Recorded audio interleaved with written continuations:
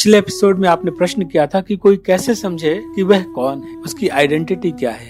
तो आइए आज के एपिसोड में हम इसे भगवत गीता से समझने का प्रयत्न करते हैं। अर्जुन कहता है कि हे कृष्ण, गुरु द्रोण और भीष्म ये दोनों तो मेरी पूजा के योग्य हैं। मैं इन पर किस प्रकार से तीरों से प्रहार करूं? गुरुजनों को कैसे मारा जा सकता है? और अंत में कहता है कि अब आप ही मुझे शरण में लें और बताएं कि मेरे लिए क्या उचित है और क्या अनुचित। पर मुझे ऐसा लगता है कि अब मैं युद्ध नहीं कर सकूंगा।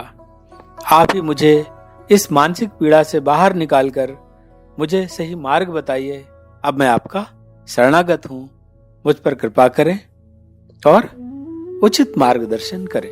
हम भी जब किसी विषम परिस्थिति में फंस जाएं और कोई मार्ग न सूझता हो तो हमें प्रभु का आश्रय निश्चित रूप से ग्रहण करना चाहिए। एक बहुत मीठी कविता है, जब तुझसे न सुलझे तेरे उलझे हुए धंधे, भगवान के इंसाफ पे तू छोड़ दे बंदे, वो तेरी मुश्किलों को आसान करेगा, जो तू न कर सका उसे भगवान करेगा। एक भरोसा, एक बल, एक आस विश्वास, ईश्वर का भरोसा, उसका अपने साथ प्रेजेंस का बल, इसको महसूस करते हुए उसी से आस और उसी का विश्वास निश्चित रूप से विषम से विषम परिस्थिति से भी बाहर निकालने की क्षमता रखता है। और अर्जुन अब यही कर रहा है। अब प्रसंग पर वापस आते हैं। अर्जुन बहुत शोकाकुल है और उसको देख करके श्री कृष्ण हंसते हुए ऐसा बोलते हैं, हे अर्जुन, तुम बातें तो विद्वानों जैसी कर रहे हो, पर जो बात शोक करने योग्य नहीं है उसका शोक कर रहे हो। क्योंकि विद्वान जन उनके लिए कभी शोक नहीं करते जो आज तो जीवित हैं पर भविष्य में मृत्यु को प्राप्त हो जाने वाले हैं। ऐसा इसलिए क्योंकि वह मृत्यु को जानते हैं। वो जानते हैं कि मृत्यु तो निश्चित है। और अर्जुन से कहते हैं कि तुम्हें ऐसा लगता है कि ये लोग जो युद्ध के लिए यहाँ खड़े हैं सब मृत्यु को प्राप्त हो जाएंगे और सदैव के लिए समाप्त हो जाएंगे। पर हे अर्जुन, ऐसा नहीं है, क्योंकि सत्य तो यह है, ऐसा कभी नहीं था कि जब तुम नहीं थे, मैं नहीं था और ये राजा लोग जो युद्ध के लिए इस मैदान में खड़े हैं वे नहीं थे। और ऐसा कभी नहीं होगा कि जब तुम नहीं होगे या मैं नहीं होगा या ये राजा लोग नहीं होंगे। हम सब सदा से थे और सदैव रहने वाले हैं। अरे यह शरीर परिवर्तित होता रहता है। यह शरीर ही तो है जो बाल्यावस्था से युवावस्था को प्राप्त करता है, फिर वृद्धावस्था को प्राप्त करता है। पर इस शरीर में निवास करने वाला जो शरीरी है उस पर इस परिवर्तन का कोई प्रभाव नहीं पड़ता।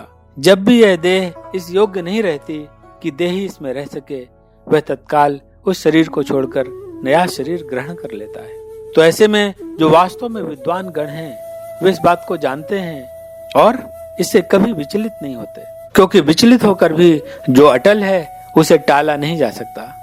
जब बालक जन्म लेता है सभी खुशियां मनाते हैं। जब शरीर मृत्यु को प्राप्त होता है इस पर लोग बहुत गहरे दुख को प्राप्त होते हैं। पर यह सुख दुख ग्रीष्म और शीत ऋतुओं के समान ही तो है जो आती और जाती रहती है।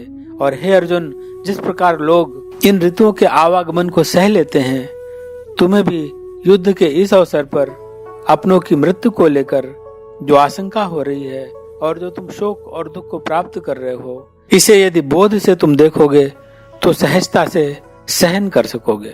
वास्तव में सुख दुख का एहसास वाह से ज्यादा अंतः है और मन की जैसी भावना बन जाती है, सुख या दुख की अनुभूति उसी तरह आने लगती है। कोई लोग जीवन में सब कुछ होते हुए भी अभाव को ही महसूस करते रहते हैं और उस अभाव के महसूस होने के कारण दुख को प्राप्त होते हैं। यहाँ पर मैं आपको एक म्यूजिक बैंड का उदाहरण दूंगा जिसका नाम वन डायरेक्शन था। वह यूके का बैंड था जो 2010 में बना था, जिन्हें 5 सिंगर्स ने मिलकर बनाया था। और इस बैंड ने इतने सुंदर म्यूजिक बनाए कि उन्हें best selling of all times की ख्याति प्राप्त हुई। 2016 में ये लोग अलग हुए और अपना अपना करियर परस्यू करने लगे। इनका एक मेंबर था लियम पेन। उसने 2016 के बाद भी बहुत सारे फेमस एल्बम्स बनाए, पर सफलता के शिखर पर बैठा व्यक्ति भी तृप्त नहीं हो पाता।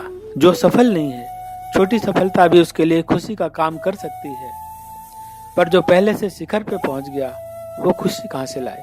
ऐसे लोग खुशी पाने के लिए एक्सटर्नल मीडियम का सहारा लेते हैं, जैसे नशीली वस्तुएं आदि, जिसमें ड्रग्स इत्यादि होता है। और लियम पेन इसका भी आदी हो गया। नशे की हालत में ब्यूनस आयर्स में अपने होटल को छोड़ना चाहता था। होटल कर्मचारियों ने उसे जबरदस्ती अपने कमरे में बंद कर दिया तो तीसरी मंजिल बालकनी से नीचे कूदकर भागना चाहता था। नशे में होश कहाँ रहता है, और यही हुआ, उसकी मृत्यु हो गई। इतना टैलेंटेड और फेमस व्यक्ति का जीवन यह नशा निगल गया। वहीं दूसरी ओर ऐसे भी कुछ लोग हमें मिलते हैं जिन्होंने कुछ न होने पर भी ईश्वर की रजा मानकर खुद को राजी कर रखा है और विपरीत स्थिति में भी प्रसन्नता पूर्वक रह पाते हैं।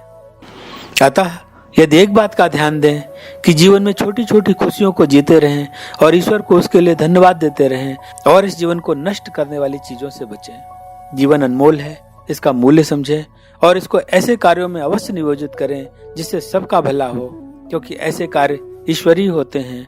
और धीरे धीरे ईश्वरीय कार्य करते करते मनुष्य जीवन के हर पल में ईश्वर को अपने साथ महसूस करने लगता है और उसका जीवन सही मायने में सुखमय हो जाता है। लेकिन इसे समझने के लिए यह जानना जरूरी है कि खुशी का संबंध मनः स्थिति से है। मनः स्थिति कैसे अनुकूल बने, इसके लिए बोध की आवश्यकता है। और बोध का अर्थ है कि किसी बात को जो जैसी है वैसी समझना। भगवद गीता का यह प्रसंग कि हम क्या हैं इसे प्रकाशित करता है और जो जैसा है उसे वैसा प्रकट करने में सहायता प्रदान करता है। आपने बहुत गहरी और समझने वाली बात कही। साथ ही आपने शरीरी और देही की बात की। ये शरीरी या देही क्या है, कृपया इन्हें समझाइए। पुनः आपका प्रश्न बहुत उत्तम है और जैसा कि आप जानते हैं कि हम आपके प्रश्न का उत्तर अगले एपिसोड में लेते हैं, तो इस प्रश्न का उत्तर भी हम अगले एपिसोड में लेंगे। और आप इस सुंदर चर्चा में ऐसे ही बने रहिए। जय गौ माता, जय गोपाल।